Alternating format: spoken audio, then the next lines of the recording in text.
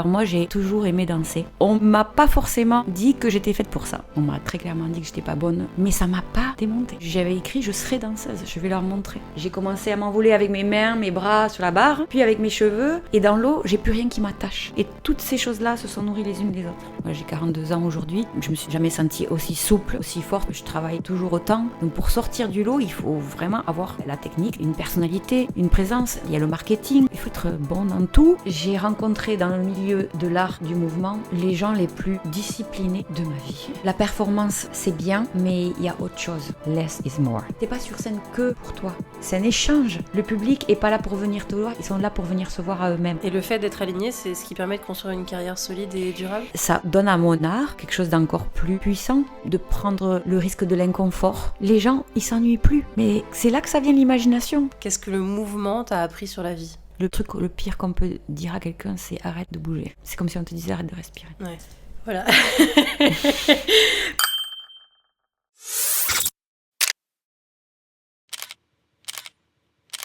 Bonjour à toutes et à tous et bienvenue dans ce nouvel épisode. Ça fait très longtemps que je n'ai pas fait une interview aussi longue et j'ai hâte de la partager avec Marion Cramp. Donc j'accueille Marion qui est artiste française du mouvement reconnue à l'international, championne de France de pole dance, multiple finaliste mondiale. Elle s'est imposée sur la scène aérienne dès les années 2010 avant de développer une carrière artistique singulière, bien au-delà de la compétition. Marion a performé sur des scènes et des projets prestigieux tels que le Friedrichstadt Palace de Berlin, les GOP Show Concept, qui sont des théâtres de variété en Allemagne, les spectacles Ali di Libertà d'Andrea Bocelli, le Lio Ibiza Dinner Show, le Ellen DeGeneres Show, ainsi que de nombreux galas et événements privés à travers le monde. Elle est également reconnue pour son travail artistique en suspension capillaire et en danse sous-marine sans air assistance, notamment à travers ses collaborations avec l'artiste et photographe sous-marin Bastien Soleil. Sa carrière professionnelle a commencé après ses 20 ans et sa trajectoire bouscule les idées reçues sur l'âge, la légitimité, les parcours classiques. Marion partage aujourd'hui une vision du mouvement où le corps devient langage, espace de recherche et outil de transformation, nourri par la spiritualité, l'exploration et la transmission. Dans cet épisode, elle revient sur son parcours, ses choix artistiques, la discipline invisible derrière la fluidité, le fait de se réinventer sans cesse et de redevenir débutante, même après la reconnaissance.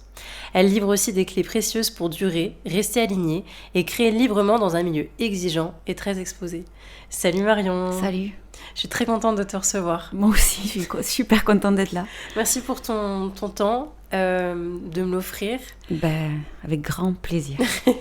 Et puis écoute, c'est ma petite question signature de début de podcast. Comment tu as découvert la danse, la pole dance, le mouvement de manière générale, ou comment tout ça est venu à toi ? Alors déjà, avant toute chose, je tiens à dire que je suis une super grande fan de Dance Lab. Je crois que j'ai écouté pratiquement tous les épisodes depuis le début et c'est extrêmement enrichissant d'écouter les parcours de tout le monde. Les questions que tu poses aussi, c'est vraiment à chaque fois je me dis « Ah, ça c'est une super question !» Et d'ailleurs, les invités souvent le disent aussi. Donc bravo, ça c'est important pour moi de commencer avec ça. Merci. Et je suis super honorée d'être là et de partager avec cette superbe communauté.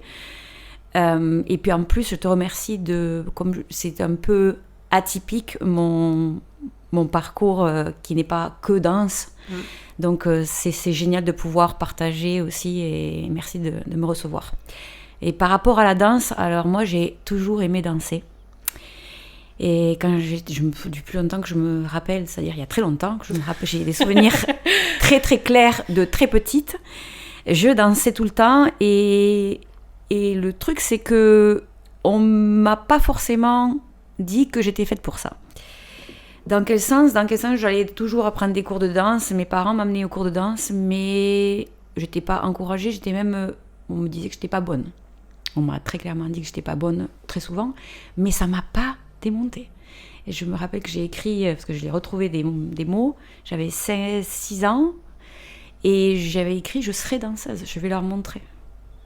Je vais faire avec mon corps, je vais créer. » Ça a marché. Parce que j'ai cru et j'ai pas laissé douter, même si mes parents ils disaient « Oula, on l'amène à la danse, mais c'est pas ça, quoi. » Et puis maintenant, ils me disent « Bon, voilà, c'était ça. » T'avais déjà pouvoir à 6 ans de manifestation et de visualisation en toi? Ouais. T'avais conscience?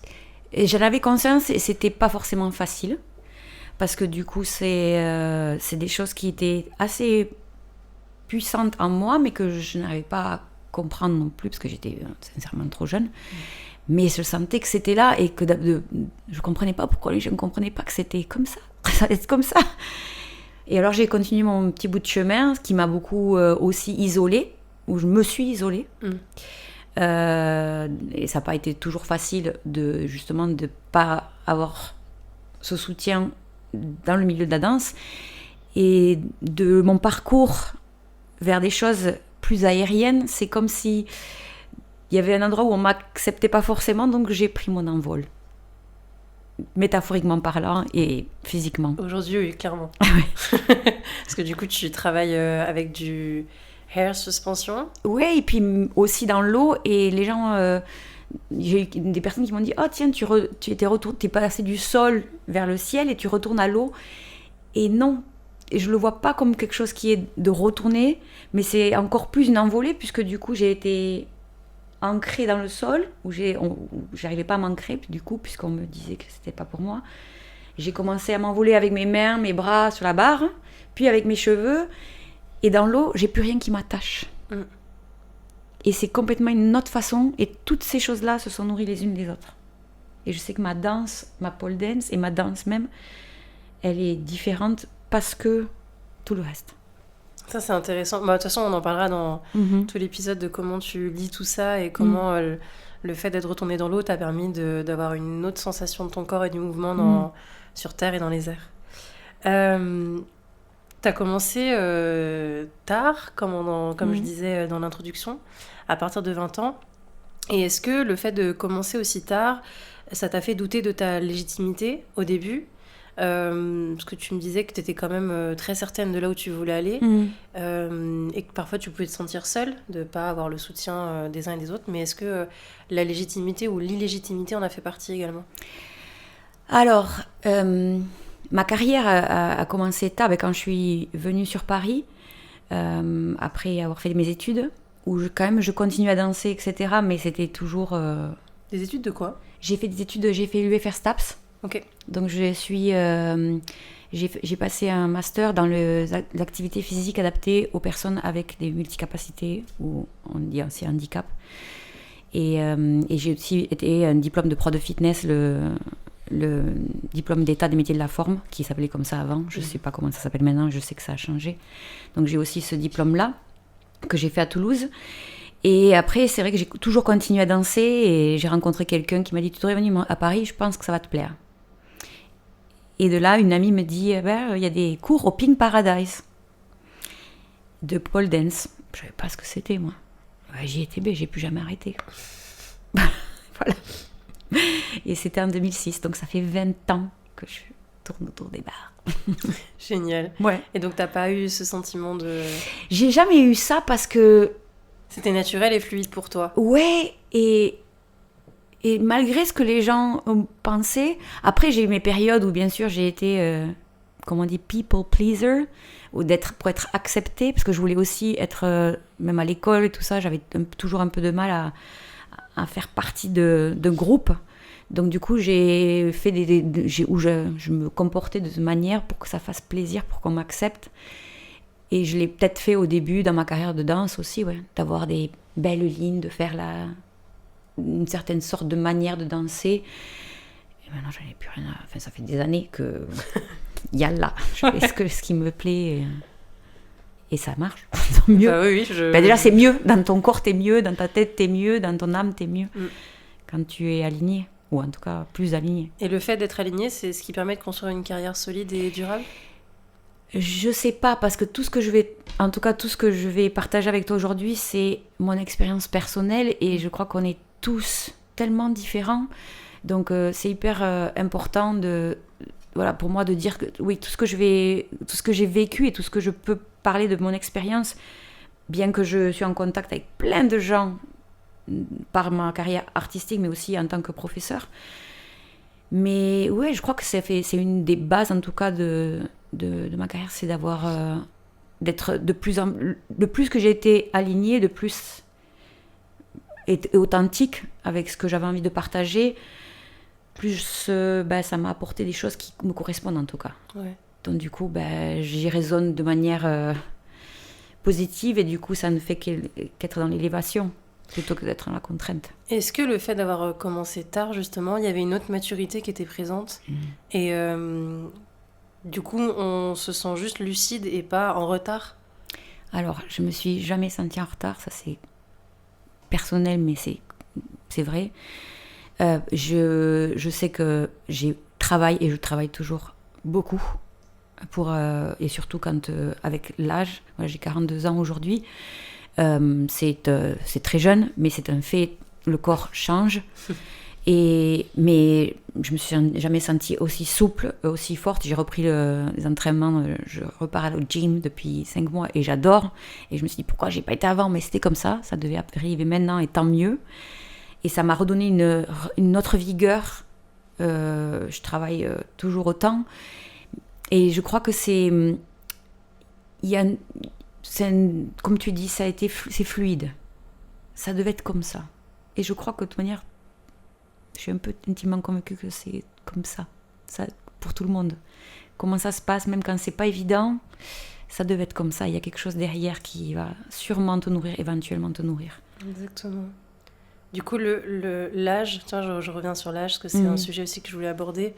T'as pas senti pour toi là que c'était un frein et aujourd'hui, tu sens plutôt que c'était le timing? Ouais, c'était le timing parce que déjà, c'était différent. D'accord, 20 ans avant, on était beaucoup moins.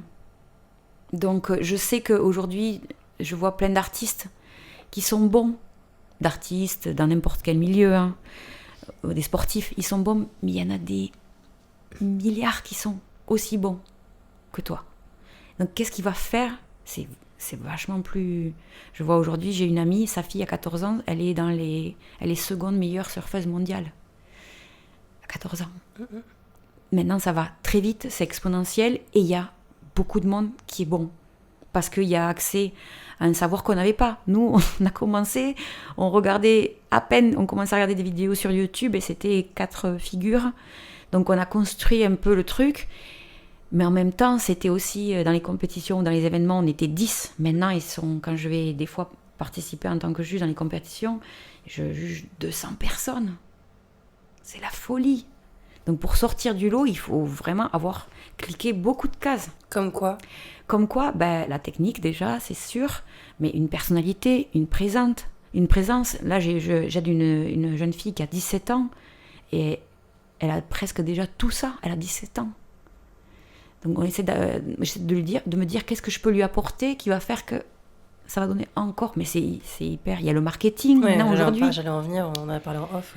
Ouais. Il y a le marketing aussi, il faut être bon dans tout ou avoir une équipe derrière. Mais ça, il faut avoir du budget pour avoir une équipe derrière. Donc je crois que c'était différent avant. Donc pour moi de commencer cette carrière-là après 20 ans, je n'ai pas senti que ça m'a lésée, au contraire. En plus, je pense que si j'avais commencé plus jeune, peut-être que j'aurais fait des choses différemment, peut-être que je ne serais pas là aujourd'hui. C'était juste according to the plan. Ouais, c'est un avantage. Ouais. Même aujourd'hui, tu me disais, tu as 42 ans, tu te sens hyper à l'aise dans ton corps. Ouais. Tu t'es jamais peut-être senti aussi bien parce que... Définitivement. Tu as pris conscience aussi de comment prendre soin de toi.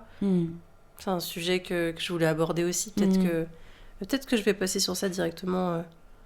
Non, je viendrai après. D'accord. Je viendrai après. On y reviendra. Est-ce que justement, tu penses qu'on devrait davantage parler des parcours qui sont non linéaires de manière professionnelle et dans l'artistique ? Qu'on a tendance un peu à caser les gens ? Alors, déjà, qui est linéaire ? Vraiment, je crois qu'il n'y a personne qui est linéaire. Parce qu'au bout du compte, même quand j'écoute beaucoup de gens qui sont venus partager ici, c'est pour ça que c'est assez intéressant d'écouter des histoires un peu plus longues. Parce que personne n'a des trucs linéaires. Il y a toujours un truc qui fait que blim, blam, boum, ça monte, ça descend. La vie, c'est pas linéaire du tout. Et après, si on appelle linéaire de faire un conservatoire, de rentrer dans des compagnies, puis après...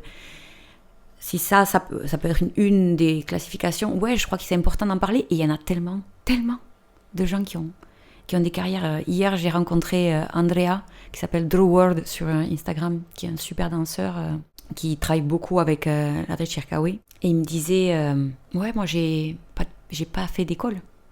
Tu vois, j'ai juste... j'ai dansé. Et puis ça a plu. Et puis je continue à explorer mon mouvement, à explorer mes sensations. Mais j'ai jamais été au conservatoire avant, en tout cas. Jamais pris de cours de classique. Et quand même une carrière extraordinaire. Et c'est important justement d'en parler parce qu'on a tendance, peut-être moi aujourd'hui, mais je dirais à l'époque, de se dire oh, j'ai pas fait telle école, j'ai pas fait telle formation, donc est-ce que je suis légitime? Tu vois, on en revient à ce qu'on disait tout à l'heure. Et de voir qu'il y a des personnes qui ont des belles carrières sans forcément avoir fait de longues formations.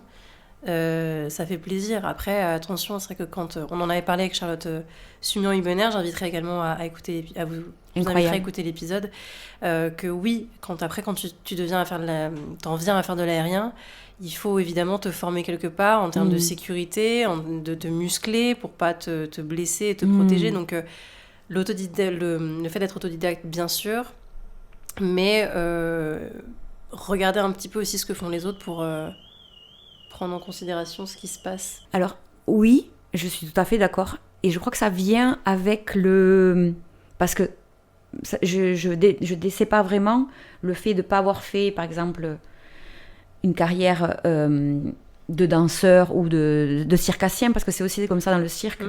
J'ai travaillé dans pas mal de cirques et les gens me disaient, tu viens de quelle école de cirque? Ben, j'en ai pas fait. Et ça, on pourra y revenir après, justement, par la pole dance, la discipline avec laquelle j'ai vraiment commencé à travailler, qui ne faisait partie de vraiment aucune discipline déjà préétablie. La danse ne voulait pas de nous, le cirque ne voulait pas de nous, la gym non plus. Du coup, c'est une communauté qui s'est créée toute seule. Et ça ne veut pas dire par exemple, qu'il n'y a pas eu une formation super élaborée, qui s'est de plus en plus élaborée au fur et à mesure. Par exemple, moi, l'aérien, j'ai appris en entrant dans l'aérien, bien sûr, en prenant, par exemple, je crois que c'est important pour peu importe qui commence à voler dans les airs, d'avoir des notions, même plus que des notions, sur tout ce qui est sécurité, rigging qu'on appelle, tout ce qui est les ancrages, les accroches, savoir vérifier son matos. Il faut aller faire des workshops, il faut savoir de quoi on parle quand tu arrives sur un lieu de travail, comment vérifier les choses de base d'un moteur ou de la personne qui va te monter. Il faut savoir. Mais je pense que tu peux l'apprendre en entrant dans le métier et en te cultivant. Pour ta propre sécurité, déjà, c'est important. Et la technique aussi, Mais j'ai pas de doute sur ça parce que j'ai rencontré dans le milieu de l'art du mouvement les gens les plus disciplinés de ma vie. Ouais. Même des fois plus que des grands athlètes, parce que je suis amie avec pas mal d'athlètes de haut niveau. Et je leur dis, ouais, mais même des gens qui sont non professionnels, amateurs, dans la pole dance ou dans n'importe quel, même en danse, le travail qu'ils mettent pour pouvoir développer et performer et grandir dans leur discipline, c'est assez impressionnant, même à un niveau amateur. Ouais. Et c'est inspirant. Et ça, c'est vraiment quelque chose que j'ai remarqué dans les métiers, dans les disciplines du mouvement. Et dans plein de choses, pas que dans le cirque, pas que dans la danse. Vraiment, c'est super inspirant. Je reviens du coup sur la pole, parce que tu voulais en parler. Comment tu t'es sentie du coup en arrivant dans cette discipline où tu n'arrivais peut-être pas à trouver une place? Est-ce que tu t'es sentie bien en arrivant dans cette discipline? Est-ce que tu as senti que tu étais à ta place? Est-ce que, comme c'était pas une discipline qui était à la mode aussi, tu vois, aujourd'hui ça l'est beaucoup plus, comment tu as vu aussi évoluer la discipline? Bon, il y a beaucoup de questions en une question, mais... Oui, mais ça se rejoignent toutes et c'est hyper bien que tu viennes sur ça. Parce que la pole dance, c'est pas une mode. Parce que ça fait 20 ans et ça ne fait que grandir. Il y a des studios qui s'ouvrent partout, tout le temps. Tout le temps. Et j'ai été dans des pays, tu peux même pas t'imaginer, en Mongolie, et j'ai été faire des cours de pole dance. Dans des pays où il y avait rien, mais il y a des cours de pole dance. C'est assez incroyable. Et ce qu'il y a aussi, c'est que comme c'est une communauté du coup qui a été un peu marginalisée de toutes parts, qui s'est construite seule, il y a eu beaucoup et il y a beaucoup d'acceptation. Tu viens comme t'es. peu importe ton genre, ta forme de ton corps, tu viens. T'as pas de niveau, c'est pas grave. T'as du niveau, c'est pas grave. Parce que on va travailler ensemble, on part de là où on est, là où tu es, et c'est vraiment l'inclusion. Après, bien sûr, il y a des trucs, il y a des histoires comme partout, mais c'est quand même une grosse partie d'inclusion. Et c'est une communauté aussi qui s'est créée, qui a été au départ plutôt par des femmes. Et après, maintenant, c'est vrai que c'est complètement de tous les genres, et c'est super intéressant, toutes les formes de corps, tous les métiers, tous les gens qui ont des métiers, peu importe, ils font de la pole dance. Et je crois qu'aujourd'hui, tout le monde connaît quelqu'un qui connaît quelqu'un, ou dans sa famille. Qui fait de la pole. Ouais. C'est génial. Et puis, il y en a partout. T'en vois au Cirque du Soleil, t'en vois à la télé, t'en vois... Mais c'est vraiment, pour moi, j'ai jamais eu... je crois que c'est un endroit, et tout le monde le dit, qui en fait, t'es peut-être le moins habillé de toutes les pratiques de danse ou de mouvement, parce qu'on a besoin de la peau pour rester sur la barre. Tout dépend du matériel de la barre, mais en règle générale, sur du stainless steel, t'as besoin de ta peau. Et c'est le moins de tes soucis, en fait. À quoi ton corps ressemble. Parce que ce qui t'intéresse, c'est comment je vais faire pour rester sur cette barre, et en plus, faire des trucs qui sont éventuellement esthétiques. Oui. Donc, t'as autre chose à penser que est-ce qu'on me voit le bout de gras, ou est-ce que mon short il me fait. Enfin, si, ça c'est sympa quand même. T'aimes bien de mettre un short qui fait un pom-pom short. mais tout dépend du style, encore une fois. Mais c'est pas le problème de est-ce que la fille d'à côté elle a le corps mieux que moi. Vraiment, c'est très rare que ce soit un sujet qui sorte. Vraiment. Mais c'est vrai que là, on parle du regard qu'on peut poser sur les autres. Mais est-ce que toi, le fait que ton corps soit visible dans ton travail, Ouais. comment tu vis aussi le regard qu'on pose sur toi ? Je me pose même pas En tout cas, pas dans le sens où on pourrait me sexualiser ou comme ça. Sinon, j'aurais choisi déjà un autre type de danse si je commençais. Je crois que la pole dance, quand on fait de la pole dance... Après, il y a des manières de penser, des opinions différentes. Il y en a qui le pratiquent pour différentes raisons, et toutes les raisons sont valables. Moi, je crois qu'il faut juste, ça c'est aussi important pour moi de le mentionner, il faut juste ne pas oublier l'histoire et les racines, en tout cas de la manière dont on pratique aujourd'hui. Et après, pour la raison pour laquelle tu le fais, pour être sexy, pour être plus gymnique, pour être whatever, si ça te fait être bien, vas-y. Juste tolère que les autres ne fassent pas pour les mêmes raisons que toi. Ça, c'est hyper important. Mais moi, c'est vrai que j'ai jamais ressenti le jugement, en tout cas d'une manière qui aurait pu me diminuer. Oui, ça t'a jamais... les regards extérieurs t'ont jamais pesé ou... Non. enfermé. Après, est-ce que c'est mon style, dans la manière dont je pratique aussi, qui fait peut-être... qui peut amener un œil différent sur la pratique. Mais tu vois, l'autre jour, j'étais dans une performance pour une grande boîte en Italie, et j'étais la seule performeuse, et ils ont choisi une pole danseuse. Et c'était un truc assez renommé. J'ai fait un numéro, et pourtant j'avais mis mes costumes qui étaient...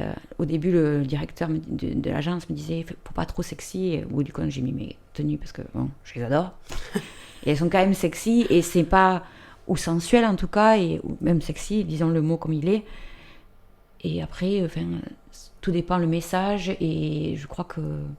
Et puis ça fait pas de mal, un peu de sexy, non ?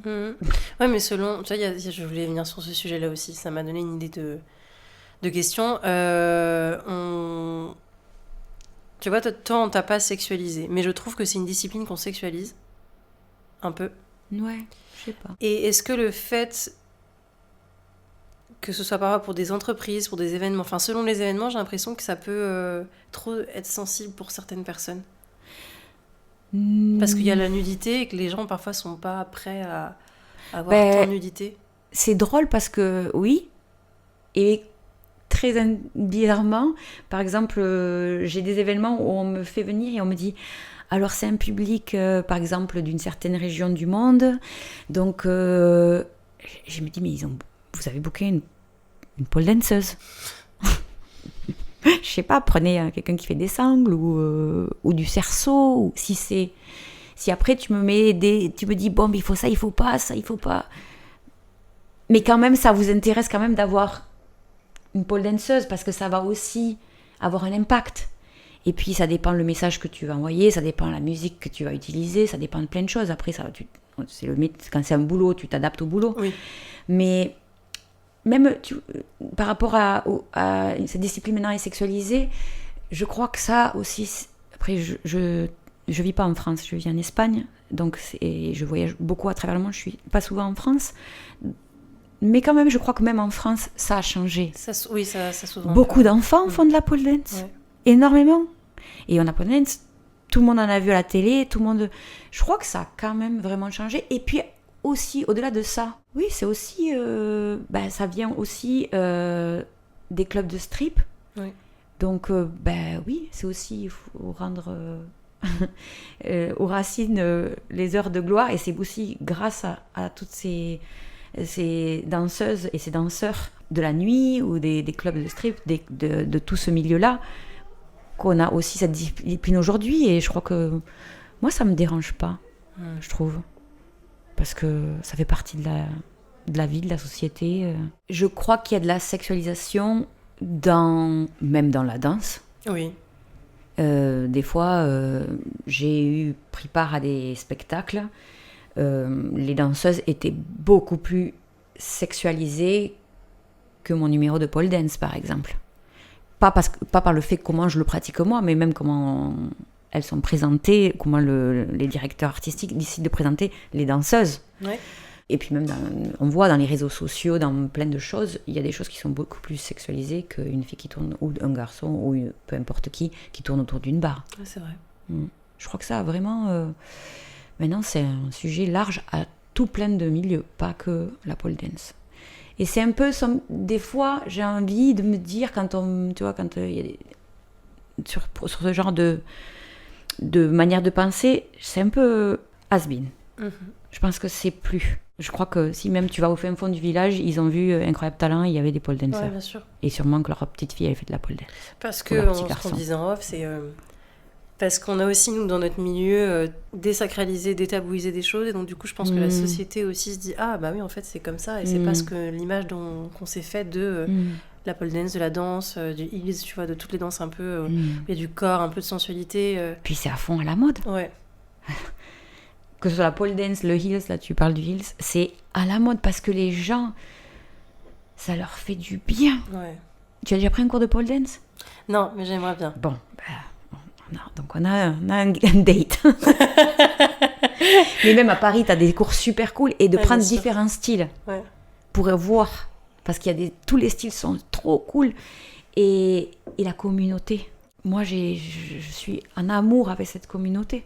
Et moi, j'avoue, j'ai envie de me confronter aussi un peu à la difficulté de la discipline. Parce que disons-le, c'est dur. C'est beau, hein ? C'est dur. Mais c'est dur. Et ça ne se voit pas, mais quand tu es un peu dans un milieu artistique et que tu sais que tout ce que tu renvoies est beau et facile à faire, c'est qu'au fond, c'est pas si facile que ça et qu'il y a du travail derrière. Donc, rien que pour ça, de me challenger, ça me botterait. Donc, attention, tu vas adorer. Voilà, je vais prendre un cours avec toi en sortie de cet épisode. Est-ce qu'il y a un moment où tu as senti que ton corps il devenait plus un outil de narration et pas seulement de la performance ? Alors, oui. Ça fait quelques années pas aussi par les rencontres que j'ai fait. Et notamment, il y a des gens très très clés dans ma vie. Et une de ces personnes, c'est un de mes grands amis, Zia Azazi, qui est un grand danseur de derviche, avec qui on a maintenant un duo qui s'appelle Pieta 2.0. C'est un duo qu'on a monté ensemble.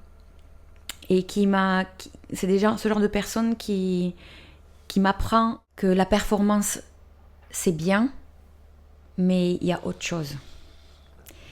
Mais je crois quand même, pour arriver à être dans la narration, et à exprimer avec ce corps, je crois que c'est important de passer par la technique. Oui. Parce que même mon mari est peintre et il peint de l'abstrait maintenant. Mais il a peint de l'hyperréalisme. Et il me dit, mais tu sais, pour être bon en abstrait, il faut avoir quand même... Ça aide d'avoir été bon en hyperréalisme. Parce que ça donne du sens après au lâcher-prise et à l'exploration. Mais parce qu'il sait que sa structure... elle est solide. Et je crois que... Puis j'aime ça. J'aime les lignes. J'aime... je suis plus dans un style avec des figures de souplesse. J'aime ça. J'aime la propreté des mouvements. Mais aujourd'hui, j'ai aussi tellement de choses à dire au-delà des lignes, entre les lignes. Et ça me permet d'avoir... Je sais quand je vais placer ma figure que ça, c'est acquis. Donc ça me laisse l'espace pour pouvoir être dans la narration. Et c'est incroyable parce que, par exemple, je reviens sur cet événement là où j'ai fait pendant 9 jours le même numéro. Et le dernier jour, on avait un problème avec la scène et la barre bougeait beaucoup. Et du coup, j'ai adapté et j'ai enlevé certaines choses et plus mis dans la narration. Et quand je suis sortie de scène, tous les artistes qui avaient vu mon numéro pendant 9 jours m'ont dit « T'as rajouté plein de trucs ce soir ?» Et j'ai dit en fait, j'en ai fait moins. Et ça donne tout son sens à la phrase bateau, mais less is more. C'est ma phrase préférée, j'allais te la sortir. Bah oui. Moins égale plus. Mais c'est tellement ça. Ils m'ont dit, mais plusieurs d'entre eux, et pas au même moment, ils m'ont dit, t'as rajouté plein de trucs ce soir, tu t'es arraché. Je dis non, j'ai fait moins d'acrobatie. Mais j'ai été encore plus présente, et du coup, ils ont eu l'impression que j'avais fait plus de trucs. Et connectée à tes émotions. Ouais. En tout cas, connectée à mes émotions et au public aussi. Oui. Ce qui te renvoie. Ouais. Parce que je crois qu'on est... Et ça m'a aussi...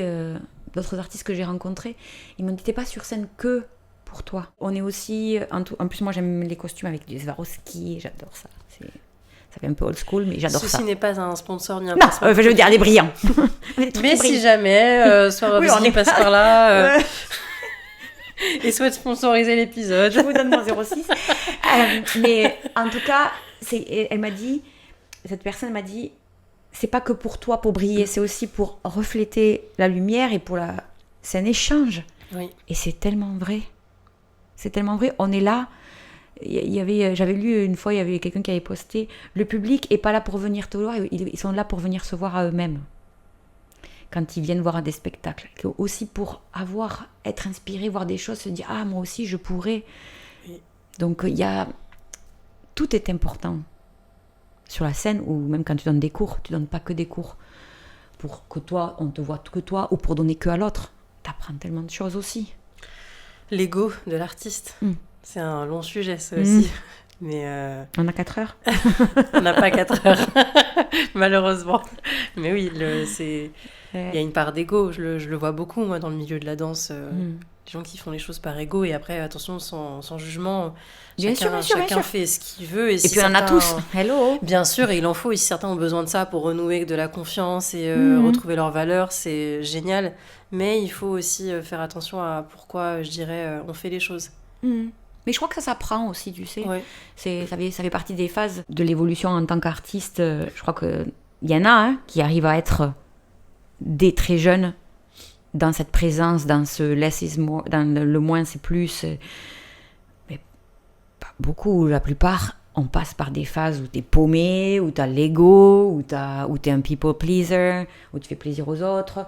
D'autres, ils font... Et puis un jour, tu fais, ah ouais, en fait, ça y est, ça commence à s'aligner. Et ça vient avec un truc qui ne s'achète pas, c'est l'expérience. Donc c'est l'âge. Exactement. Et du coup, des fois, ça me paraît bizarre quand certaines carrières, on les arrête quand c'est juste le moment où ça devient méga délicieux. Moi, j'ai parlé avec plein de gens, j'ai dit, mais pourquoi on ne monte pas plus de spectacles avec des gens plus 50, avec des gens qui ont plus de 50 ans? Parce que c'est là que c'est encore plus, c'est bon avant. Mais c'est justement cette expérience qu'on ne peut pas scroller sur les réseaux, que tu es obligé de la vivre. Ouais. Et que pour la vivre, il faut le temps. Ouais, je pense qu'il y a... Mais ça va de plus en plus sur ça. Tu me parles d'alignement et tu me parles aussi d'expérience de temps, mais je pense qu'il y a aussi la spiritualité qui peut changer les choses. Et j'ai l'impression que tu es très connectée à ça. Et je voulais savoir si toi, ça avait changé aussi ta manière de danser, de créer, d'être sur scène. Alors ça l'a pas changé, parce que ça a toujours été là. Oui, ça la nourrit. Ça la nourrit.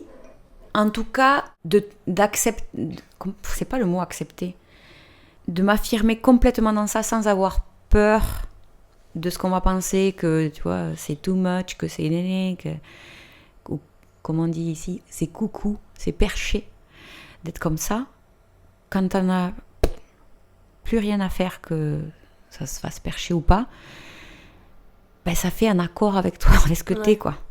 Donc, on l'appelle spiritualité, ou peu importe ce que c'est, le nom qu'on lui donne. Moi, j'aime bien l'appeler spiritualité parce que c'est aussi le nom que ça porte. Ça, et d'être en harmonie et complètement dans l'acceptance de ce que je ressens et ce que je suis, bah, ça donne à mon art, hein, si je peux l'appeler comme ça, quelque chose d'encore plus puissant. Parce que c'est vraiment comme ça que je le ressens. Vraiment comme ça. Et même dans mon art et même quand j'enseigne. Parce que je crois que quand je donne des cours, et je le vois je pense qu'avec c'est comme ça avec tous les profs, c'est une expérience humaine. Ouais. Au-delà de ce que tu apprends. Moi, les gens, ce qui me nourrit et ce qui me fait me dire j'ai fait ma job, c'est quand on me dit, je me rappelle plus comment je fais ce tricks, mais putain, c'est 5 ans après et je me rappelle ce que j'ai ressenti quand je suis rentrée chez moi. Et là, tu fais ok. Voilà. Ouais. Meilleure des récompenses. Ah ouais.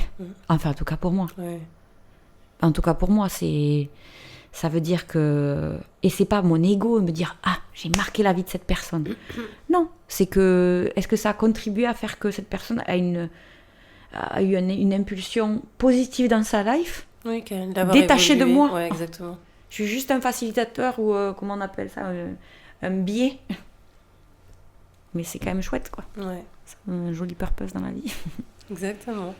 J'ai une dernière question sur le corps. Si tu avais un conseil à donner, justement, comment aider les artistes à se réapproprier leur corps dans un monde qui parfois le consomme, le juge et le compare en permanence? Quelle question immense et pas évidente. Parce que ça dépend de tellement de choses. Ça dépend, par exemple, on en parlait en off, je vis pas en France et je sais que déjà ça change quelque chose. Je vis même pas complètement chez moi parce que je visite aussi mon mari de temps en temps. Parce que je suis toujours en vadrouille et du coup c'est vrai que je me sens appartenir à tout et à nulle part. Mais pas nulle part dans le sens négatif, c'est que je me sens libre. Du coup de tout ça, et des fois on me demande par contre des trucs, je suis déconnectée, quoi. Mais je suis connectée, mais en même temps je suis déconnectée dans le sens ça m'affecte pas. Parce que je suis là, puis je dis que je suis un colibri. Le nectar, je laisse le nectar, je pollinise, et puis je vais voir ailleurs. Et c'est pas fuir, c'est une autre manière de vivre. Et du coup, je crois que ça aussi, ça aide ma sainteté dans ça. Et à être mieux. Parce que je vois des danseurs qui sont, par exemple, dans une ville, par exemple, en France, j'entends des gens partagent avec moi leurs expériences. Tout dépend de la culture, de l'éducation, des possibilités. Ça peut être plus dur. Ouais. Ça prend du travail aussi. Je me relève pas le matin et je suis pas heureuse. C'est pas yalla tous les jours. Ouais, super, le soleil brille. Tout. Non. Ça va le devenir, mais j'ai des rituels, de la discipline. Je travaille beaucoup. Je crois que c'est aussi de prendre le risque de l'inconfort. Par exemple, d'être aussi jamais chez toi, c'est aussi pas facile. Il y en a qui essayent et ça leur correspond pas du tout. Et ça prend du travail aussi mental. Ouais. Donc, par exemple, je parle avec quelqu'un. Je crois que avoir quelqu'un à qui tu peux te confier, n'importe quel type de thérapie que ça peut être, c'est bateau de dire ça, mais ça marche. Ça marche, vraiment. Puis après... une hygiène de vie en particulier, ce qui te correspond. Et je dis pas d'être super dans un cadre. Le cadre, c'est ma structure, moi, ce que j'aime dire. Et ça vient pas de moi, mais la discipline, c'est la base de ma liberté. C'est Marie-Agnès Gillot qui l'avait dit une fois dans une interview. Et ça me parle tellement, parce que ma structure, ça me permet d'être souple autour, mais d'avoir une base solide. Donc par exemple, moi c'est mes rituels. J'ai des rituels. Le matin, je fais certains mouvements, certaines choses. Je me brosse avec ma brosse sèche, des trucs. Mon mari rigole à chaque fois que je suis à la maison. Il dit voilà, c'est parti, le temps des rituels. Mais ça fait que, tac, ça met un point d'ancrage et ça me met en présence avec mon corps. Parce que pour aller dans des trucs un peu perchés, comme les gens diront, je crois que je suis une âme qui vit une expérience humaine, et on l'est tous, en tout cas dans ma tête. Et du coup, d'être, dès le matin, d'être en présence avec ce corps que j'habite, ça fait partie des choses qui me permettent après d'entrer dans la journée, et ça flotte. Même si c'est pas toujours, des fois ça flotte et ça fait du bruit. Mais t'attends que ça passe. Ouais. Parce que éventuellement, à un moment donné, ça s'arrête. Donc voilà. Ok, j'ai bien aimé ces images d'âmes qui sont là pour vivre des expériences. Je suis assez alignée avec ça aussi. Ce sera un autre sujet de podcast. Mais c'est bien, ça me donne des sujets à aborder, ça me ouvre des portes avec d'autres personnes, c'est super. Encore faire du lien, tu as toujours du lien. Du lien, à fond. Je voulais aussi explorer les disciplines que je trouve assez extrêmes que tu pratiques, du moins qui ne sont pas données à tout le monde comme ça et qui paraissent un peu waouh. Le air suspension et le danse sous-marine, freediving. Oui, la danse sous l'eau. Ouais, danse sous l'eau. Pourquoi tu as ressenti le besoin d'aller vers ces pratiques qui semblent, comme je disais, vues de l'extérieur, un peu inconfortables ? Alors, j'ai pas été vers elle encore une fois, c'est juste comme ma vie est, ça vient. C'est juste comme ça devait être comme ça. Alors, par exemple, la suspension, pour la petite histoire, trigger warning, ne faites pas ça chez vous. Quand j'ai commencé, c'était il y a plusieurs années de ça, et c'était encore une discipline qui était extrêmement préservée. Maintenant, c'est devenu plus général. Et beaucoup de gens font de la suspension capillaire ou hair suspension. Et avant, c'était vraiment... Il n'y avait personne qui voulait l'enseigner. C'était quelque chose de très protégé dans le milieu du cirque, etc.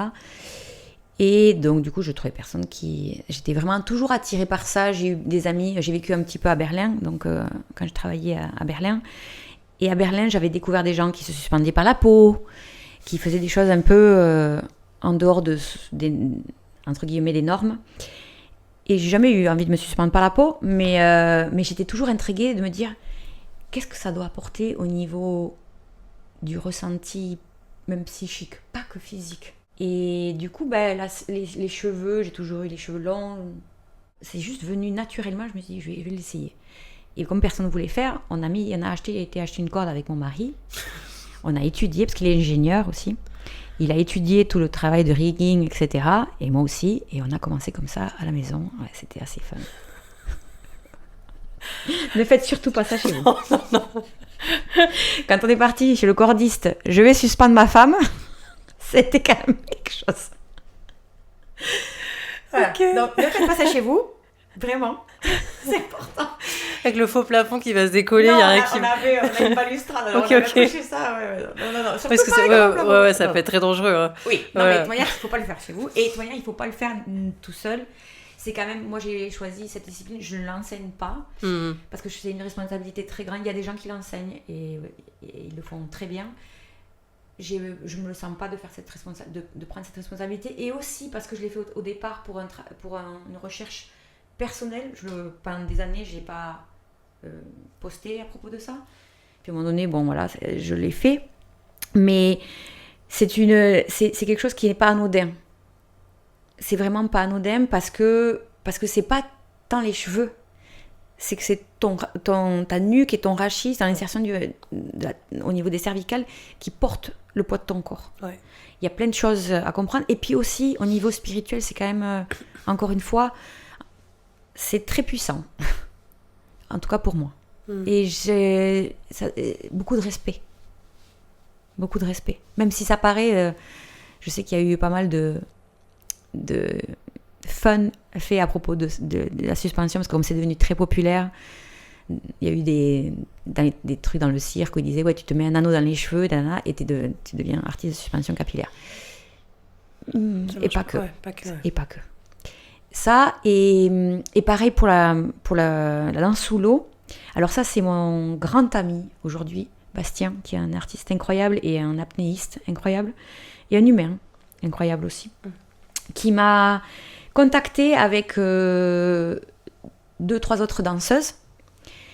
Et il avait besoin, il y avait très peu de danseuses qui étaient apnéistes. Il y a beaucoup d'apnéistes, mais qui ne savent pas danser. Ouais. Et il avait besoin, pour ses photos, et même aussi des fois maintenant, dans beaucoup de travail publicitaire ou comme ça, ou même artistique, ils veulent des danseurs sous l'eau. Et il s'est dit, au lieu de prendre des apnéistes et de leur apprendre à danser, qui est quand même...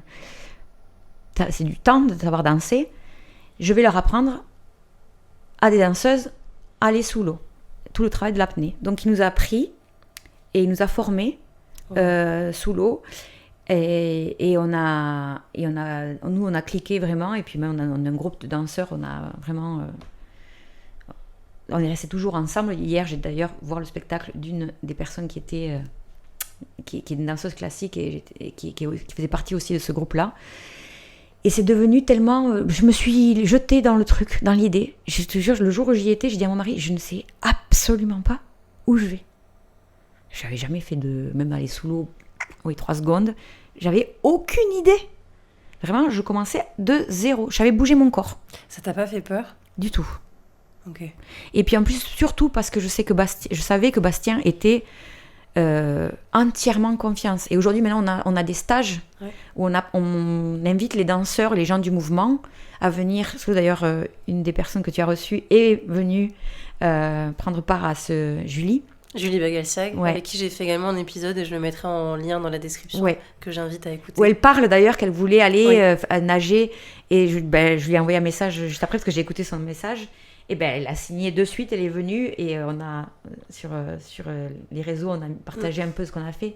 On a passé un moment incroyable, et c'était pour moi, j'ai adoré être de nouveau, comment on appelle, beginner, débutante. J'ai adoré être débutante. Et je fais pas exprès de parler anglais, parce que je parle anglais avec mon mari.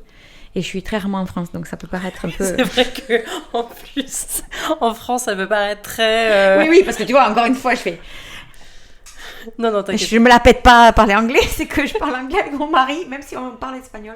Et il est catalan, donc c'est compliqué. Pas de souci. Comme ça, on apprend tous un peu des mots. Exactement.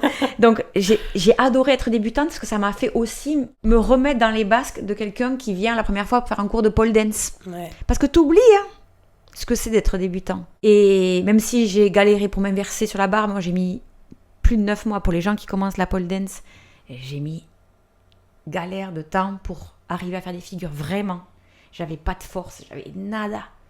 Mais bon, ça marche avec du temps et du travail. Donc je savais aucunement comment descendre au fond.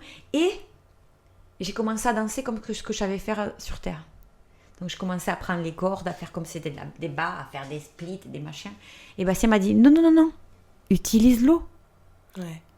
Utilise ce que tu ne peux pas faire. Oui, parce qu'en plus, ça te prend de l'énergie, ça te prend du souffle, ça te prend de l'oxygène. Et pas que ça, l'eau, ça freine. Moi qui suis souple, la souplesse devient dure et la force devient facile. Oui.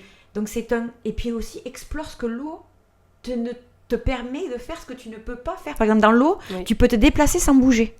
Oui, c'est vrai. Alors que tu ne peux pas. Si je suis là, je ne peux pas aller là-bas. Dans l'eau, rien qu'en vidant mes poumons, je vais descendre. Ou en les remplissant, je vais monter. Sans faire rien du tout. Sans faire aucun mouvement de mon corps. Donc c'est une autre manière je vais directement dans ça, qui a nourri mes autres disciplines. Attends, moi j'ai une question. Ouais. Comment on remplit et on vide ses poumons quand on est en apnée ? Mais quand je suis en apnée, tu les remplis avant. Oui, c'est normal quand tu es à l'extérieur. Et après, on a une technique, tu ouvres légèrement ta bouche et tu fais un... Dans l'eau ? Ouais. Et pour les re-remplir, comment tu fais ? Ah non, pour les remplir, non. Une fois qu'ils sont vidés, c'est vidé. Ah oui, ok, je pensais que comme tu disais, je les remplis et je... Non, on les remplit quand tu emplis tes poumons, tu prends beaucoup de... Et tu descends, ça va faire une flottaison. Oui. Et pour redescendre, tu vas... vider. Oui, là tu... Voilà, on appelle ça la buoyancy. Et ça te permet de descendre et d'avoir, comme tu pèses plus lourd. Ok. Après, ça dépend des corps, il y a des corps différents. Mais c'est assez incroyable de ressentir des choses comme ça. Un jour, peut-être, on se retrouve. J'essaierai aussi. Allons-y.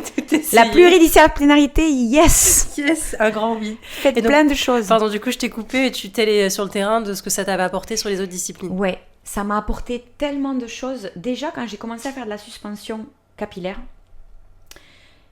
en pôle, j'étais tellement passionnée par la technique, les lignes, les machins, que je faisais plus, par exemple, de freestyle.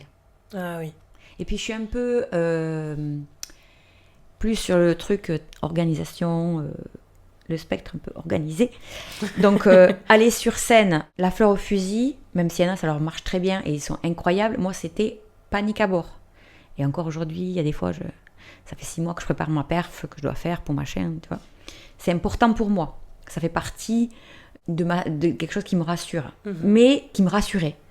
Et en faisant de la suspension, j'ai commencé, parce que comme ton corps, les gens ils me disent « Ah, t'es libre en suspension ».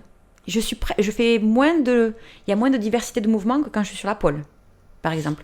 Parce que toute la partie du rachis, elle est quand même assez bloquée. Donc, les jambes, les bras, ça bouge. Mais il y a quand même une partie qui est en maintien pour protéger. Oui. Mais quand même, au sol, tu peux arriver à... Et je me suis mis à mettre de la musique et à improviser. Et ça nourrit ma pole dance. Et ça nourrit même, de nouveau, ma danse avec le sol. Et du coup, je suis revenue... Tu vois, hier, j'explorais avec Andrea, et qui est un danseur sans la barre. Et pratiquement, on a fait 2 heures ensemble, et on n'a presque pas touché la barre. En tout cas, je ne l'ai pas touchée. Du coup, je me challenge. Parce que j'essaye de comprendre. Je me sens des fois un peu clumsy, 5 minutes. Et après, je me dis... whatever. C'est intéressant du coup parce que encore une fois, on revient à la pole. C'est pas seulement la barre, il y a aussi tout l'espace autour de la pole. Bien sûr. Et ce qui est intéressant aussi, c'est que la barre, ça je l'ai découvert dans ces autres disciplines, c'est qu'avec la barre, tu n'es pas le centre. C'est la barre qui est le centre. Et quand je me suis mis à la suspension, boum, tu deviens le centre. Ça a été hyper dur pour moi, qui n'ai pas la formation classique de base. Par exemple, de faire qu'on appelle des spins. Ouais. Ou des copines à moi qui ont des bases classiques, elles ont des spins de fou. Parce qu'elles ont en pointe et tout ça, t'apprends. Et puis vraiment, danse, peu importe en général, ce centre, tu es le centre. En pôle, non. En pôle, tu orbites autour de la pôle. Donc c'est un autre espace complètement. Et dans l'eau, c'était de nouveau presque le mix des deux. L'espace et le centre, et sortir du centre. Et l'exploration, parce que tu peux pas vraiment planifier. Tu peux faire des chorégraphies, mais j'ai pas envie. Je fais pas de la natation synchro. Oui. Je fais de la danse contempo dans l'eau. Et même pas, les gens me disent, tu vas à quelle profondeur ? Ça m'intéresse pas dans les profonds, en fait. Ça m'intéresse de descendre et de pouvoir rester là pour me mouvoir. Et d'ailleurs, on a monté une compagnie de danse et on fait, cette année, on fera notre première présentation dans une biennale de danse je partagerai un peu plus tard les infos parce qu'on est en train de nourrir le projet là et ça sera la première performance avec 8 danseurs sous l'eau. Il y aura une performance de 20 minutes dans cette biennale de la danse. À Paris ? Non. À l'étranger ? En France. En France, oui. Voilà, pour l'instant, oui, okay, voilà, pour l'instant je suis un peu... Non mais super. Je comprends, t'inquiète. Mais bon, ça t'a apporté un certain lâcher-prise. Un certain lâcher-prise. Et du coup, je vois quand je reviens vers la danse, quand je viens vers la pole dance, ce mot fluide, il prend du sens. L'eau, quoi. Le flow. Exactement. Et ça t'a apporté de lâcher-prise, mais aussi, il y a un côté, il y a de la douleur, je pense, quand on est en suspension capillaire. Du moins quand on découvre, ça doit être un petit peu déstabilisant au début. Comment la suspension t'a permis de peut-être travailler ton aspect à la douleur ? Mais c'est vrai qu'en fait, non, avec la pole dance, tu devais déjà avoir cet aspect de douleur. Tu avais déjà peut-être travaillé sur ça. Et donc je dirais peut-être plus la confiance. La douleur, juste, ça me fait penser, quel type de douleur ? Parce que, par exemple, quand on me disait que j'étais pas bonne à la douleur psychologique, c'était hardcore. Et je crois que la douleur, tu sais, elle est inévitable. Mais souffrir, quand tu fais le choix, souffrir, ça devient... Je crois que ça devient un choix. Est-ce que je reste dans la souffrance ou je l'accepte ? Quand je voyais ces danseuses hier sur leur pointe, la douleur est inévitable. Elles ont mal aux pieds, c'est un fait. Elles sont sur leur pointe pendant, je sais pas, 2 heures de temps. Elles ont mal aux pieds. C'est comme ça. Mais elles ont fait le choix. Donc à partir de là, je crois que la douleur devient... Et tu vois, il y en a qui disent, oui, c'est un peu masochiste de faire ces trucs-là, que ce soit par les cheveux ou... C'est un peu plus extrême et les gens ont une image. Mais comme aller sous l'eau, ça peut être de la douleur. Et au contraire, en fait, c'est ce que c'est. C'est de la plénitude. Je crois que les yogis, ils vont dans des extrêmes dans leur corps et ils sont en plénitude. C'est qu'il y a quand même quelque chose. C'est que je crois que tu arrives à un stade, en tout cas pour moi, et je sais, quand je danse, je ne sais pas si ça transparaît, mais en tout cas, je suis dans un état que j'appellerais de transe, qui peut paraître encore une fois perché, mais c'est la vérité. Et c'est pas que je suis déconnectée, parce que c'est un état modifié de conscience, mais c'est un état où tu es conscient. Oui. Comme par exemple, comme je suis hypnothérapeute, l'hypnose, t'es pas dans une autre galaxie. T'es un état modifié de conscience, donc tu entends tout ce qu'on te dit, mais tu es aussi tellement dans la présence que ça te permet de travailler sur certains aspects. Et je crois que quand tu performes, je regardais une de tes vidéos où tu te prends avec les cheveux. Et par exemple, ce moment-là, peut-être tu me diras si je me trompe, mais j'ai vu et je voyais les gens qui t'observaient, et pourtant tu es de dos et on te voit. Je sens que c'est un moment où tu es dans un moment de cette transe-là. Je sais pas pourquoi je te dis ça, parce que c'est un moment qui m'a marqué, où je vois que tu attrapes, et en plus cette connexion aux cheveux qui est assez particulier, en plus pour moi, et c'est un moment où je sens, elle est dedans. Et tu vois les gens qui regardent, c'est une meuf qui se bouge les joues, ils pourraient dire what the fuck. Et non, ils sont là, ils sont subjugués. Et c'est pareil quand, par exemple, les gens me regardent en suspension, ils me disent souvent, ça me met mal à l'aise, mais je peux pas arrêter de regarder. Et ça le fait avec le contorsionnisme aussi. Oui. Les gens ils disent, j'aime pas. Ça les ramène à eux aussi quelque part. Mais ça fascine en même temps, parce qu'il y a ce côté. Je sens que comment ça pourrait faire en moi. Ça pourrait me faire mal. Mais en même temps, ça me fascine. Oui. Et puis nous aussi, tu vois, je reviens sur la douleur. Il y a l'habitude aussi. C'est que le corps aussi s'habitue à la douleur. Totalement. Ça ne veut pas dire qu'on a mal et on y va. C'est juste qu'on a plus mal tellement on a entraîné notre corps à monter sur pointe, par exemple. Exactement. Et en pole, les gens qui ont fait de la pole, et si tu fais... Oh mon Dieu, les bleus que tu te tapes au début, quoi. Et puis un jour, t'en fais plus. T'en fais moins parce qu'aussi, il y a la technique. Tu vois, je pense que des filles qui savent pas, ou des gars, peu importe qui d'ailleurs, qui fait des pointes, si tu sais pas faire, tu vas te faire mal aux chevilles, tu vas sûrement t'abîmer les pieds, et puis au fur et à mesure, tu achètes les chaussures qu'il faut, tu sais utiliser. Donc, mais quand même, je crois que la douleur, dans n'importe... La vie, ça fait mal. Même des trucs simples de la vie, il y a des trucs qui font pas toujours du bien.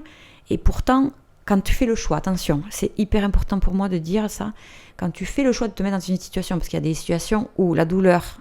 elle est inévitable, et souffrir, c'est pas un choix. Oui. Et c'est hyper important pour moi de bien différencier les deux choses.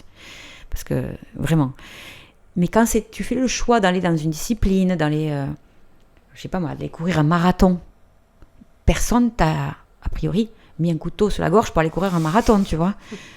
Et pourtant, tu le fais, et des fois, tu vas galérer, des fois, tu vas avoir envie d'arrêter, j'en sais rien. Et les gens, ils finissent, même après 7 heures. Même ils marchent même plus, ils se roulent par terre. Mais il y a quand même quelque chose qui t'amène là-bas. Ils le disent d'ailleurs, il y a une transe qui te prend à un moment donné. Parce qu'on sait que quelque part, après tu deviens fier, et que peut-être cet inconfort-là t'aura fait grandir. Ouais, même au-delà de la fierté, pour le marathon. Oui, éventuellement, oui. Je parlerai du marathon. Pour le marathon, mais après, même par contre, oui, je pense qu'il y a ça, et puis surtout, tu ressens, comme tu dis, l'évolution.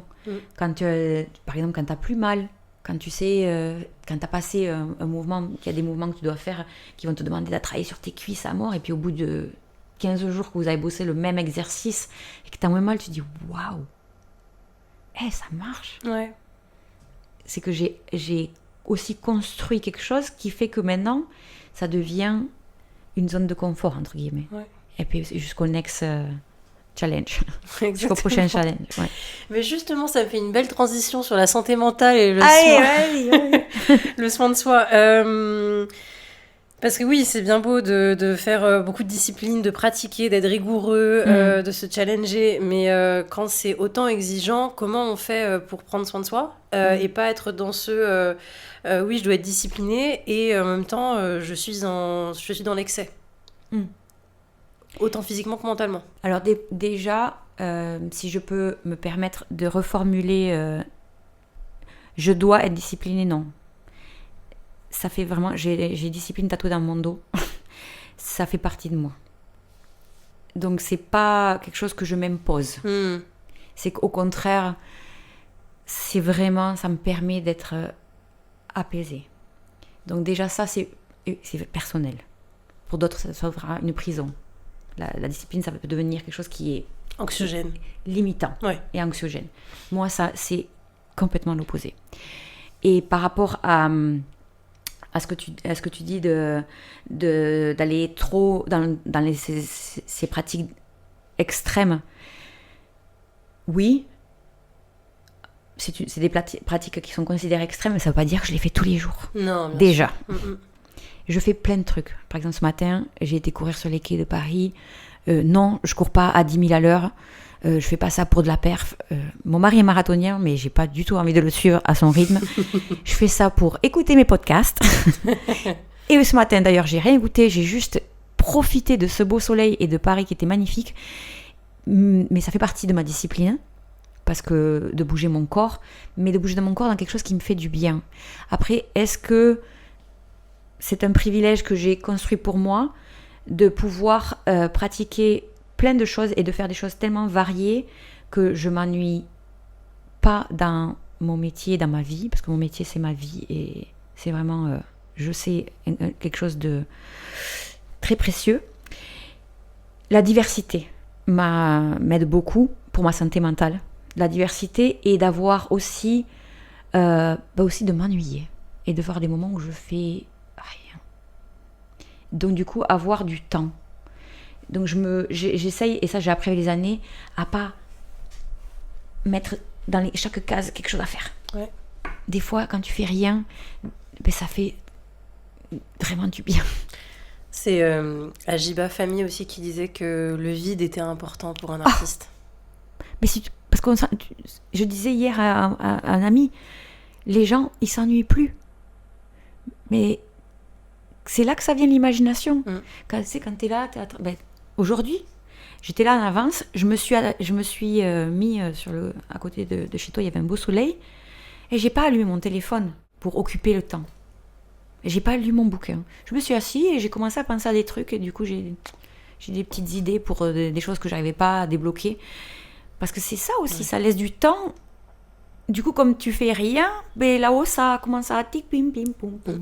Mais comme on ne laisse plus de temps pour ça, en règle générale, c'est très général ce que je dis, mais c'est la vérité. Ouais. Je vois les gens dans le métro, ils sont pas là à se dire, bon, on va se regarder, peut-être qu'on va éventuellement se parler même. Non. Flou, flou, flou, flou, flou. Ou autre chose. Mais même de ne pas écouter de podcast aussi. Ou de ne pas avoir quelque chose qui t'occupe. Ouais. Parce que ça aussi, c'est un biais, c'est cool, hein, mais c'est aussi un biais pour ne pas rien faire. Il y a déjà eu des signaux d'alerte, toi, où tu t'es dit, oula, je dois faire des pauses ? Oui, plus jeune, j'ai peut-être pu, et puis il n'y a pas longtemps, d'ailleurs, tiens. Il y a moins d'un mois, parce que je fais, comme je disais au début de notre conversation, je me suis remis à aller à la salle de gym, parce que oui, je crois que c'est important, ça aussi, de combiner avec un travail, surtout après, avec un certain âge, le muscle, il s'en va de l'autre côté du pays, peu à peu, un peu plus chaque année, donc on le rappelle à l'ordre. Et mon corps, du coup, s'est modifié. Et je me suis pris aussi de passion pour ça, parce que quand je fais les trucs, je les fais pas à moitié. Et donc, j'ai fait un spectacle et j'avais pas compris encore que mon corps maintenant a besoin d'une manière différente pour accéder à ce qu'il pouvait accéder avant, qui est notamment ma souplesse. Et je m'échauffe, mais peut-être pas comme assez longtemps par rapport à peut-être la densité musculaire que j'ai maintenant, par rapport à ce que j'étais avant. Et je rentre dans une figure qui est assez compliquée et assez intense au niveau de la flexibilité, et je me blesse. Qui est à la moitié de ma perf, de 8 minutes. Je sens comme une méduse qui me pique et que ça chauffe très fort. Et là, je fais, ben voilà, pour la première fois de ma vie, je me blesse sur scène. Je sors vite de là. Bon, sur la vidéo, ça se voit pas que je me fais mal et c'est bien tendu, mais... C'est laquelle ? C'est celle où tu mets une jupe à la fin ? Non ? T'es sur une toile au début et tu... J'ai une grande robe blanche. À la fin de ta performance ? C'est le début. C'est le début où je commence avec la grande robe... Enfin, c'est un grand tissu long. Ah non, c'est pas celle-là que j'ai vue. Ok. Et je ne l'ai pas publiée en entier. Parce que je demande aux gens de mettre leur téléphone dans leur sac pendant cette performance. Okay. Il y a quelques brides. Ça s'appelle la Sognadora, la rêveuse. Voilà. J'ai vu. Mais c'est le début. Je l'ai montée. Tu l'as montée à l'envers. D'accord, ok. C'est une figure où j'ai les deux bras derrière la barre et comme un crabe bizarre. Je te la partagerai. Comme ça, vous pourrez voir de quoi je parle. Et j'ai senti que ça cassait. Ou en tout cas, il y avait quelque chose qui avait cassé. Et là, je suis descendue au sol. Je continue mon interprétation. Et dans ma tête, quand même, je me dis... Putain... Tu me montreras parce que je crois que j'ai capté. Et quand j'ai regardé la vidéo, j'ai fait où ? Non, parce que j'ai pas... Ah non, ça se voit pas. Non, mais je l'ai pas mis... c'est pas sur cette vidéo-là. Ah, parce qu'il y a un moment, je me suis posé la question. Ça, c'était le drama queen. Ah, d'accord. Ok. Non, sur la figure, ça se voit pas. Mais juste dans ma tête, je me dis... Ok, comment on fait ? Parce qu'il y a une dernière figure qui me demande encore beaucoup de flexibilité. Je me dis, on y va, on essaye. C'est chaud de toute manière, yallah. Mais j'y rentre, je me dis, quand même, si ça pique, va pas te bousiller sur ça. Ouais. Donc je rentre, je sens que ça recommence à chauffer. Je dis, écoutez-moi bien, vous m'avez vu de toute manière, si vous voulez le voir, ce tricks, scrollez sur mon Instagram, je le fais 10 000 fois dans ma vie. Ça va aller. Je redescends, et là, il y a la présentatrice qui vient, et je lui dis, je me suis blessée. Elle me dit, quoi ? Je me suis blessée. Et je me dis, Marion, il y avait une salle remplie de gens. J'ai pris le micro, et j'ai fait, il y a des kinés dans la salle. Vraiment, littéralement. Des gens ont levé la main, je dis, j'ai besoin d'un kiné. Parce que je suis humaine. Et j'étais là, c'était une performance, après j'étais jury dans une performance. Quelqu'un m'a traité, ça m'a... de mettre de côté ce que je représente ou quoi que ce soit à ce moment-là. L'espèce de cassure entre le public et l'artiste. Entre le juge, Marion la juge, J'ai dit, aidez-moi, j'ai besoin d'aide, je me suis fait mal. Et je suis revenue, je boitais parce que ça me brûlait. Et puis je me suis blessée. Et puis j'ai compris et voilà, c'est pas grave. Et ça a été un moment intéressant, toi qui m'a fait réfléchir. Je me suis dit, tiens, déjà ça m'a fait comprendre qu'il fallait que je modifie ma manière de travailler et de m'échauffer, avoir mes perfs maintenant, si je veux continuer à faire ma gym. Et aussi de montrer aux autres... ça m'arrive dans mes cours, des fois je suis malade parce que je voyage à l'autre bout du monde, j'ai des trucs qui m'arrivent, des trucs d'humain, je le dis. Aujourd'hui, j'ai trucs, mûches qui m'arrivent et voilà. Comme ça, vous savez que si je run aux toilettes, c'est que ça va pas. Et je vais pas faire genre, tout va bien, je vais bien, je suis extra humaine. Non, parce que ça aide vachement les autres de se dire que même si on est sur scène, qu'on est dans une certaine esthétique et tout ça, qu'on est juste aussi des humains. Et je crois que c'est pour ça que c'est chouette, comme je reviens à ce que tu disais au départ, d'avoir des parcours entre guillemets qu'on appelle atypiques, mais qui en fait sont en fait typiques. Typique, je suis complètement d'accord. Ça aide tout le monde à se dire, moi, tu vois, je me dis, mon ami Zia Zazie, avec qui on fait Pieta, il a 59 ans, et donc moi j'ai 42 ans, et je me dis, si les gens qui viennent nous voir, parce que ça se voit, parce qu'on est assez dénudés sur scène, donc ça se voit son âge, et puis il a les cheveux blancs, etc. Malgré ce qu'il fait, il me porte, à la fin on a un solo de 15 minutes où il me prend pour moi il m'utilise comme une robe de derviche, et moi je l'utilise comme une barre de pole dance, et il tourne avec moi. C'est extrêmement physique, parce que même si je suis pas un grand gabarit, puis il a son âge. Et si je me dis, s'il y a des gens dans le public qui se disent, putain, et moi aussi, peut-être que je peux faire ça. Ouais. C'est génial. Et c'est ça que j'aime en Pôle. Il y a des gens qui ont des handicaps, qui sont aveugles ou qui ont des corps différents. Et s'il y a quelqu'un d'autre qui peut s'identifier, se dire, ou des communautés différentes, qui se disent, ah, mais elle le fait, oui, il le fait, ou eux, ils le font. Et moi aussi, alors. Ouais. C'est trop cool. Ouais. Du coup, ça contribue au collectif. Exactement. Et donc, du coup, ça... Aller dans un truc encore un peu perché, ça contribue à élever la fréquence humaine. Exactement. Je vous la sers en 1000 aujourd'hui. Avec les égrégores, voilà. Je la place. Je continue aussi mes trucs perchés. Ouais. Écoute, Marion, on arrive à la fin de l'épisode. Déjà, merci pour ton temps. Merci. Avec grand plaisir. Merci pour le tien. Ouais, vraiment. Et puis les super questions, c'est chouette de pouvoir parler de ces trucs-là. Oui, c'est important. Pour conclure, ouais. Non, avant de conclure, c'est quoi tes projets futurs? Tu m'as parlé de la chose dont t'as pas trop envie de parler. Non, si, j'ai envie d'en parler. C'est juste pour l'instant qu'on est en train de vraiment de fignoler, mais on va faire avec cette compagnie qu'on a créée avec plusieurs danseurs incroyables dans l'eau. On présente notre première pièce au début de l'été. Et après, j'aimerais que Pieta, par exemple, Pieta 2.0, qu'on fait avec Zia Azazi, on a juste envie de performer. Et c'est pas facile. On essaie de trouver des productions, on s'est produit en Bulgarie, etc. Mais les gens vont beaucoup, ça aussi c'est un autre thème, dans un autre idée. Mais ça va au sûr, des choses sûres qui vont vendre. Alors que... presque j'ai envie de dire des fois, on a juste envie de performer, on ne demande pas des 100 et des 1000, on a juste envie de présenter, parce que on croit en notre message, parce que c'est plus qu'une pièce de danse, il y a un message important, je te partagerai peut-être un peu à propos de ça, comme ça tu pourras voir. Donc que Pieta marche, que je suis hyper pleine de gratitude pour tous les workshops que je vais donner à travers le monde. Je repars en Australie bientôt, où ça fait très longtemps que j'ai pas été, pour aussi un super projet avec le cirque.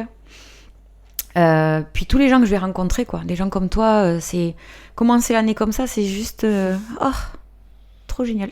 Merci. Ouais, et bravo, vraiment bravo pour ce que tu fais, pour donner de la voix à tous ces artistes. C'est hyper inspirant, vraiment. Je suis inspirée par tout le monde. Il y a des trucs inspirants chez tout le monde. J'ai découvert des artistes grâce à ce que tu fais, et puis j'ai découvert à toi aussi en tant qu'artiste, parce que tu fais Dance Lab, mais t'es tout plein de choses, et c'est trop génial, et voilà, donc bravo vraiment pour ce que tu fais. Il y a besoin de gens comme toi.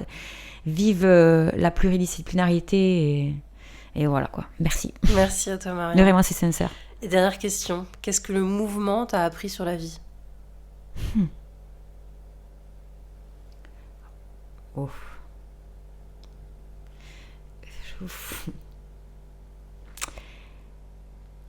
Il m'a appris à être en vie, en fait. Ça m'a touchée.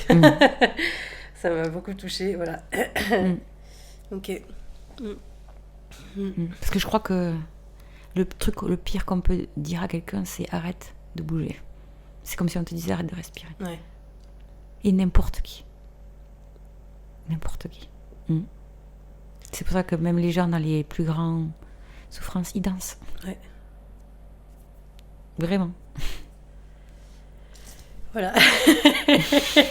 Pour ceux qui ont juste l'audio, je vous inviterai à regarder la vidéo. C'est très émouvant, cette fin d'épisode.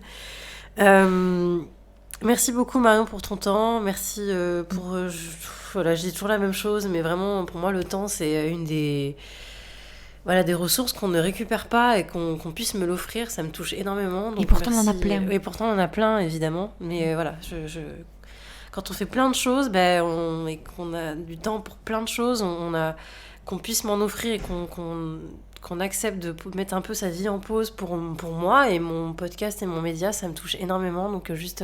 Je te souhaite plein de gens qui vont te donner plein de temps. Parce que ce que tu fais, ça prend tellement de temps. Oui. Oui, après ça, je vais faire du montage.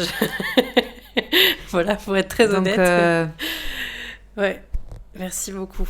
Et merci à vous d'être restés avec nous Merci jusqu'à la fin de cet épisode. Vous retrouverez tous les liens des épisodes dont on a abordé dans cette interview en description. Je mettrai également l'Instagram de Marion pour que vous puissiez aller voir ce qu'elle fait, ce qu'elle produit. Et voilà, n'hésitez pas à mettre un commentaire, à vous abonner et à partager autour de vous l'épisode et les médias. Écoutez. Voilà. Et je vous souhaite une bonne année parce que c'est le premier épisode de l'année et je suis moi-même très contente de l'avoir fait avec toi, Marion. Donc, merci. Merci beaucoup. À bientôt. Bye bientôt. bye. Ciao, ciao. Je vais continuer à dire n'importe quoi. Vas-y. Vas-y, Marion, je te laisse prendre la parole. Alors, il fait froid à Paris, hein, c'est la galère. Welcome mais, back. mais il fait beau. Donc, on adore. Ok. J'espère que ça n'a pas duré 3 heures. Voyons. Voilà. C'est bon. C'est bon.